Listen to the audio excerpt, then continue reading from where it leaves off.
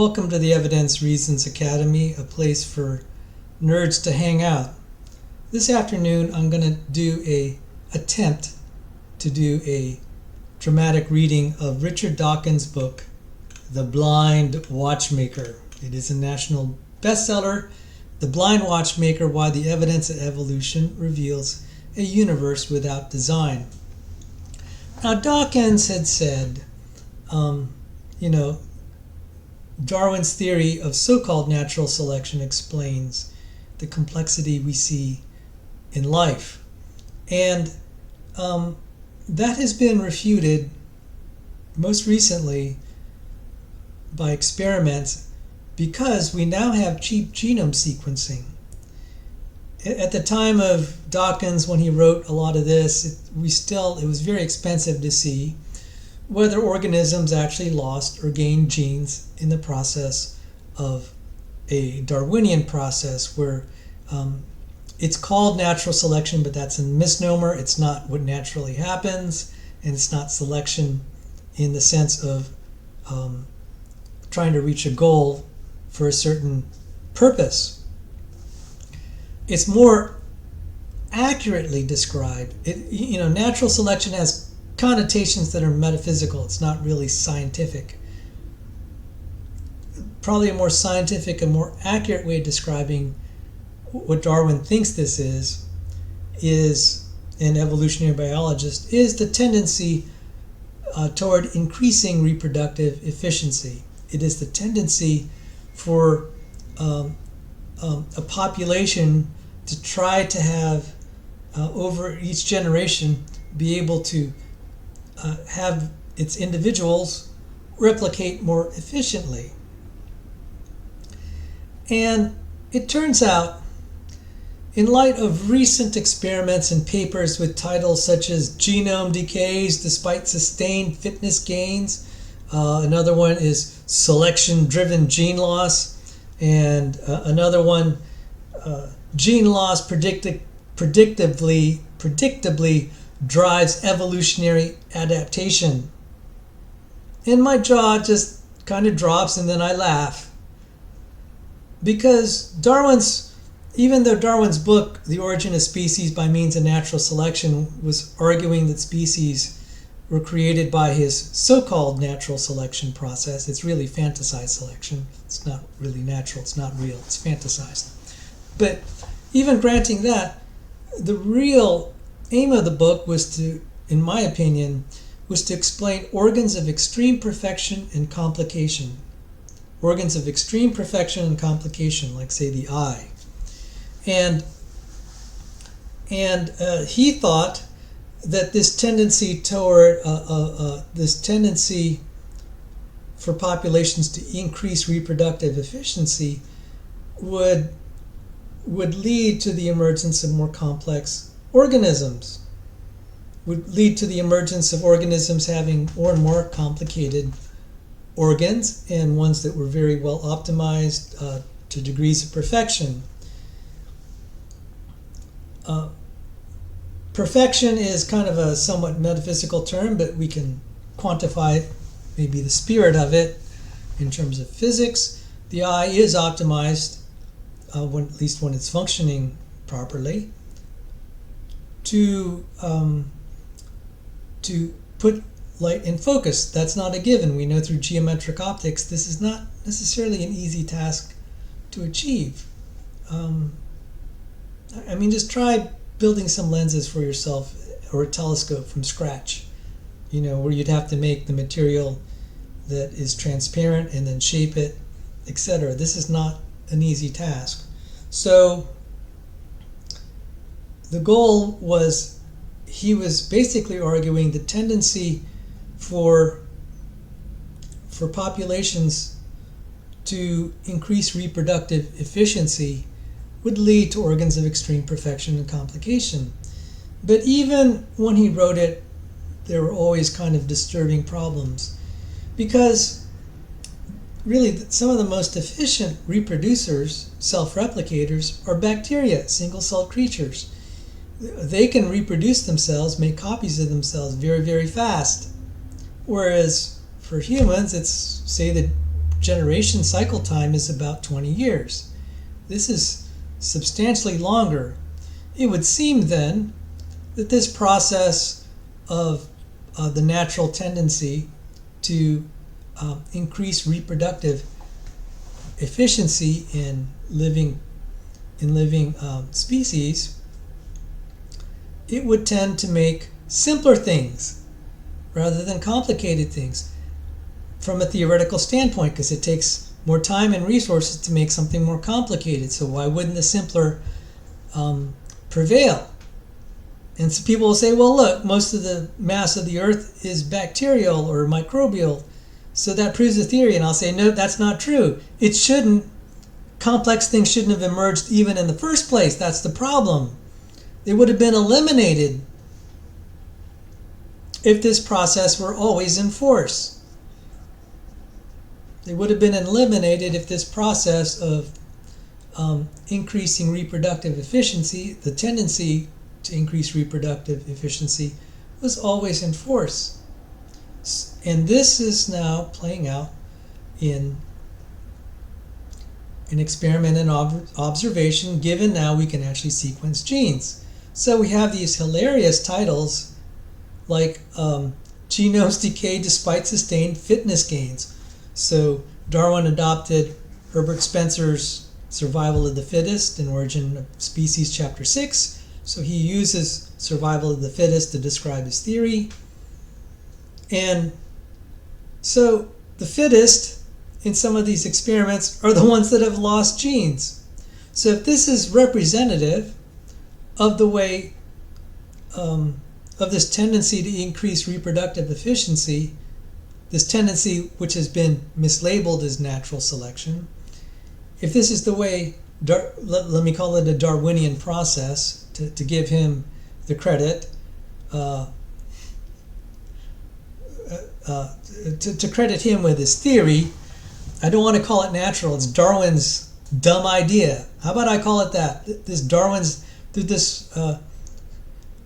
This stupid Darwinian process of increasing reproductive efficiency.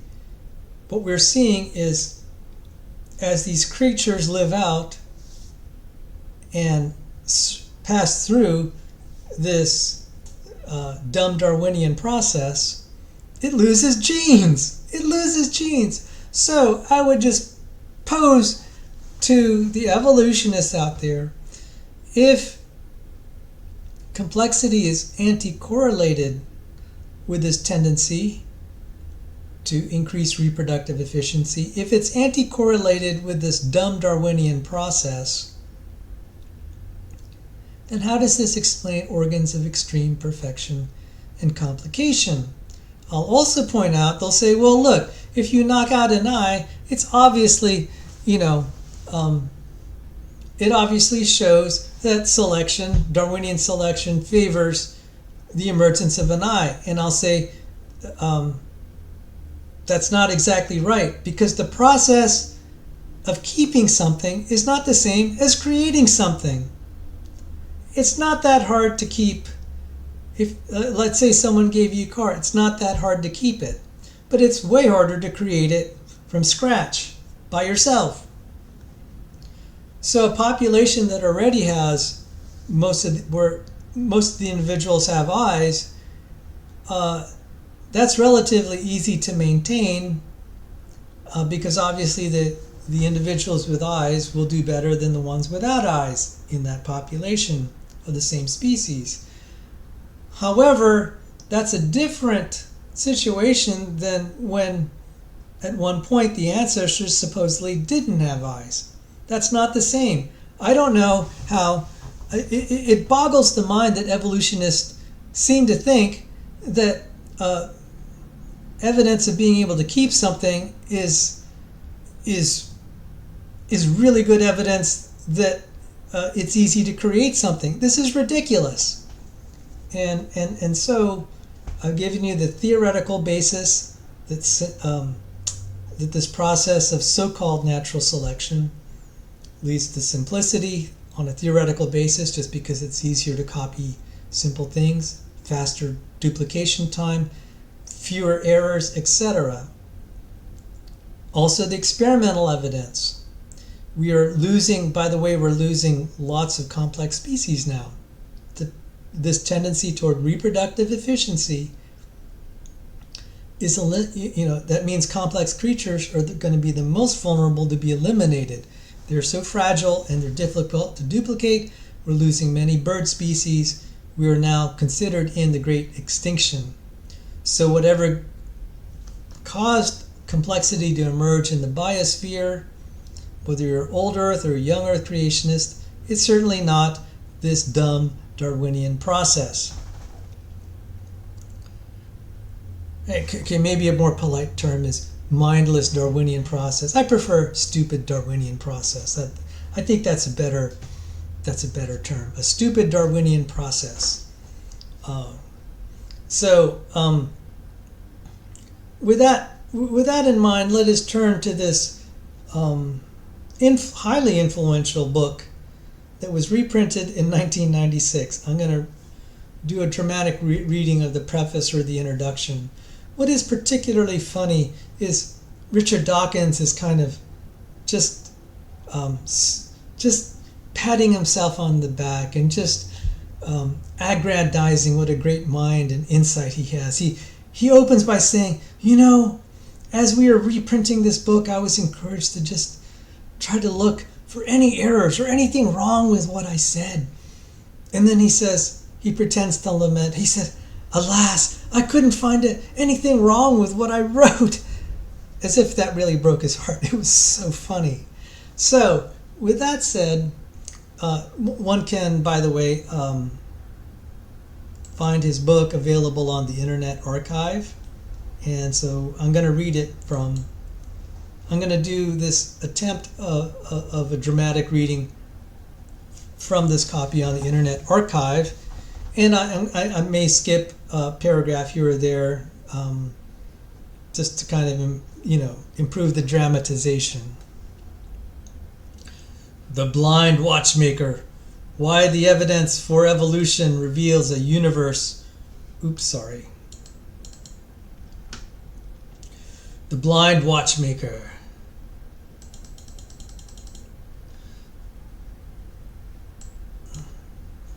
I don't know why this is...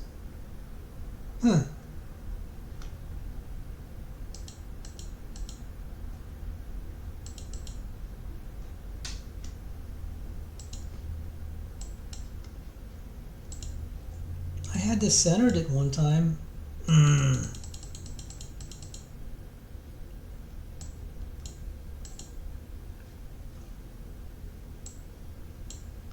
Why the evidence of evolution reveals a universe without design. Sorry about that, guys. Okay, so let's go on.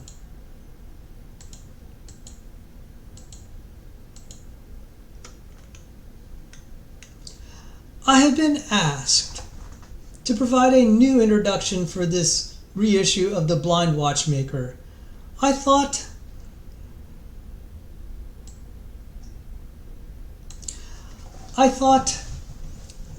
the task would be easy. All I had to do was list the ways, there surely had to be many, in which I should reform the book if I were writing it again today. Eagerly, chapter by chapter, I scanned for errors, misguidedness, out-of-datedness, incompleteness. I genuinely wanted to find them, for science, whatever the frailties of its individual practitioners, is not naturally complacent and pays lip service to the ideal of progress through falsification. But, alas, details aside, I can find no major thesis in these chapters that I would withdraw, nothing to justify the satisfying catharsis of a good recant. That does not mean, of course, there is no more to be said.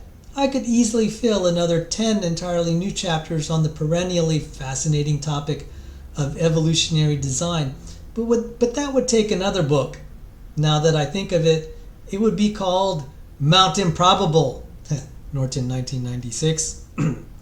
Although each of the two books is self-sufficient and can be read on its own, it is also also true that either could be read as a continuation of the other.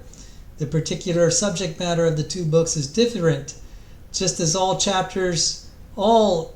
chapters of the present book are different from each other. But the underlying theme is the same: Darwinism, and design. To say that I do not apologize for this Darwinian continuity would be an understatement. Darwinism is a giant subject whose many faces are good for more books than could be finished in a full and satisfying career. Nor am I a professional science writer who, having done evolution, might be expected to turn his attention to physics or astronomy. Why should I? A historian can legitimately write more than one book about history rather than switch to classics or mathematics. As a master chef produces yet another book on the same new aspects of cooking, correctly reasoning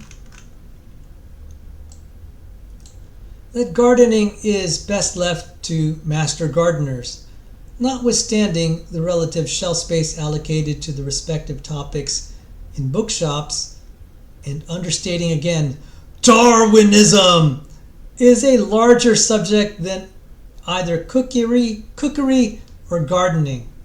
It is my subject, and it provides ample scope for one lifetime's expertise.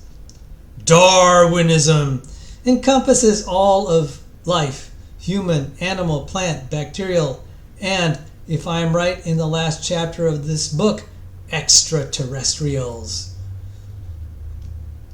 It provides the only satisfying explanation for why we all exist, why we are the way we are.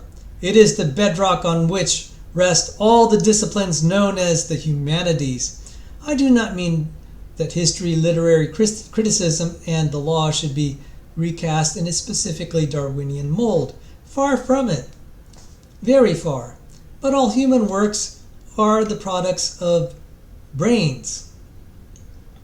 Brains are evolved data processing devices, and we shall misunderstand their works if we forget this fundamental fact. If more doctors understood Darwinism, humanity would not now be facing a crisis of antibiotic resistance. Darwinian evolution, as one reviewer has observed, is the most portentous natural truth that science has yet discovered, I'd add, or is likely to discover. Other books have appeared in the 10 years since The Blindwatchmaker was published. I'll skip that. There are still those who seek to deny the truth of evolution, and there are disturbing signs that their influence is even growing, at least in local areas of the United States. Insofar as these backwoodsmen have arguments, they mostly center around the notion of design, which also happens to be the principal theme of The Blind Watchmaker. The book had finer ambitions than to serve as a reply to such arguments, but it is still true that anybody tempted by the arguments of creationists will find definitive refutations of them. I think all of them in here.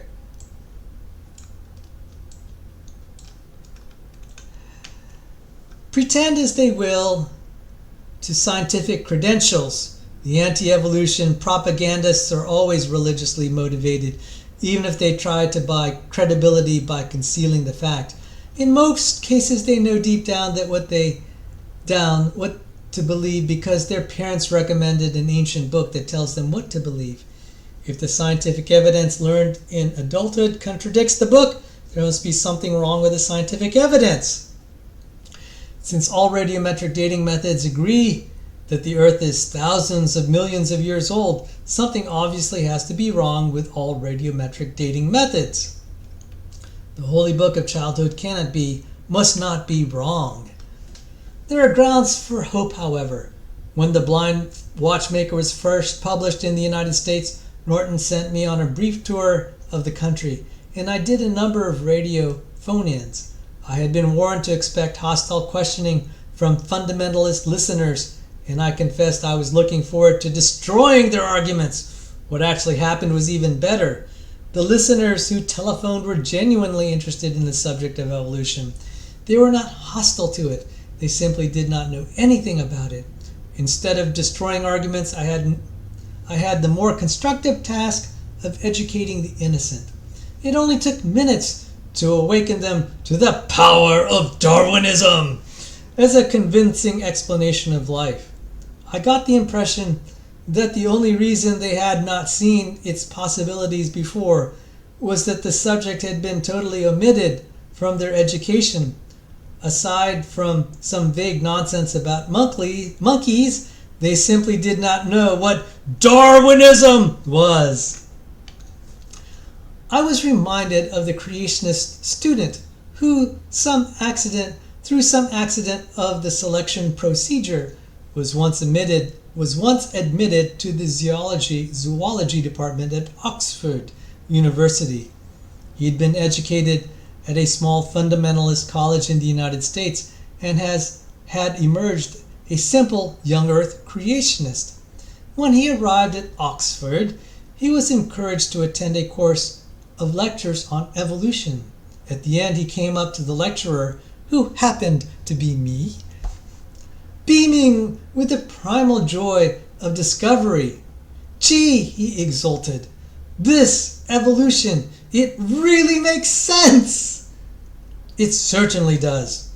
In the words of a t-shirt which an anonymous American reader was kind enough to send me, "Evolution, the greatest show on earth, the only game in town!"